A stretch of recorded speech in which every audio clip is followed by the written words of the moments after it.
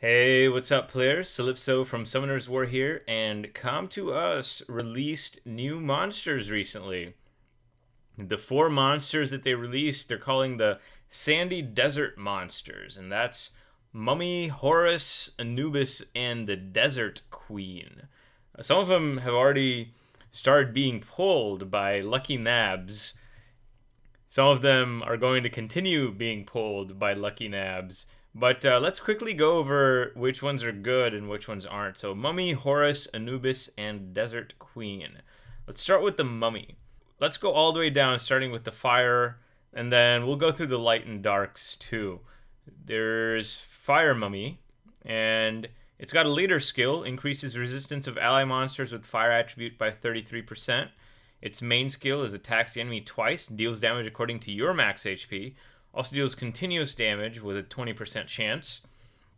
And there's attacks all enemies, disturbs their HP recovery for 2 turns with a 75% chance. Damages of this attack increased according to your max HP. So the rune build for him is pretty simple. I don't know how his damage multipliers, etc. are, but let's compare his max HP. I'm guessing he's an HP type. What's his max HP compared to the max HP of a few other 3 stars? So martial artist, higher than martial artist. Let's compare it to the mammoth. It's a little bit lower than the mammoth, but not by that much. So he's okay. I mean, he's got less HP than a mammoth, and his skills are based on mammoth. He's kind of slow, so yeah, he's okay. He's not too special. Let's see what happens when Fire Mummy awakens. Let's see. Mummy awakened is right here. Sonora. Let's see. Passive. Receives 30% more damage, but returns 30% of the incoming damage. Yeah, I don't like this passive because it makes him less tanky.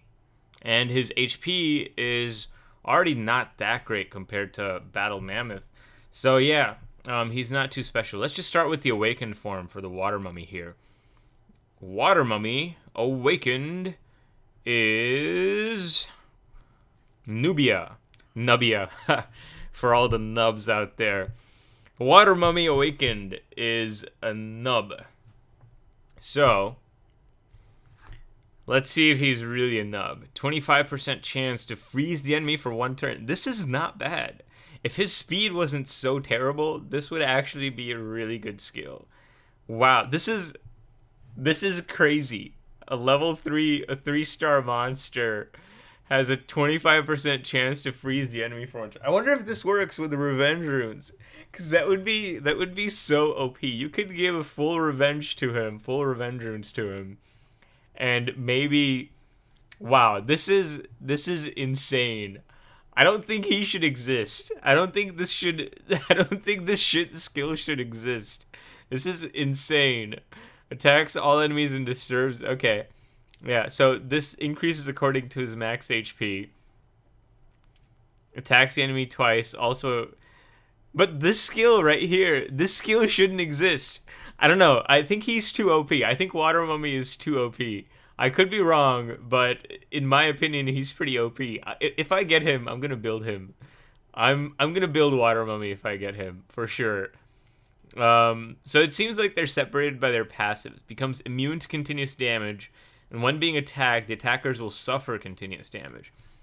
This is really good for dragons. In fact, if Dragons B10 wasn't a fire monster, you don't bring Wind Mummy to Giants or Dragons B10 because he's gonna get wrecked. But this is pretty good for Giants. If you're looking for like a Giants, for Dragons. If you're looking for Dragons B9 or B8 team, I would put him in, but not for B10. He would get wrecked.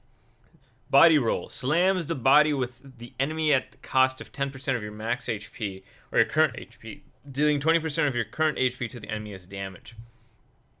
So it costs HP to use this attack, and it deals damage proportional to your current HP. This is pretty situational, because if you're low on health, this skill is pretty much useless. So I don't really like this skill very much. And the first skill is the same as the other mummies. I'm still shocked by Water Mummy's passive. And if that works with Revenge Runes, he's going to be really OP. He's going to be amazing crowd control. Let's look at Light Mummy.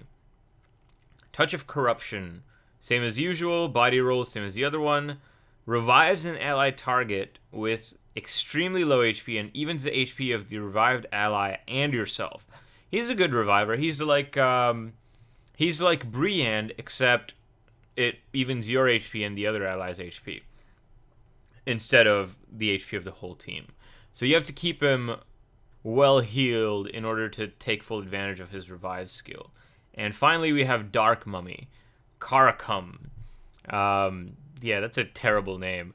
I'm waiting for them to create a monster named Harold so that I can borrow a friend's Kumar and then film a video of Harold and Kumar going into Faroon Castle. That's what I'm waiting for. What the hell kind of a name is Karakum? I want a freaking Harold. I want a Harold monster to be named already. Let's see. Cursed Body. The cost of 5% of your current HP, your attacks will deal additional damage based on how much HP the enemy has lost. This effect will only activate on this monster's turn.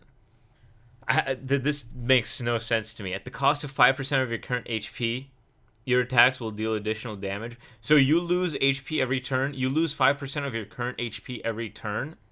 I don't know. I'm not a fan of this double-edged sword type of mechanic with these mummies. I'm really not. Attacks all enemies and disturbs their HP recovery for 2 turns with a 75% chance. Yeah, so these two skills are the same as the other ones, but I'm really not a fan of the double-edged sword because he's an HP-based monster, and you're using a percentage of your current HP. This makes no sense. So all the mummies suck except for water and then maybe wind for certain situations.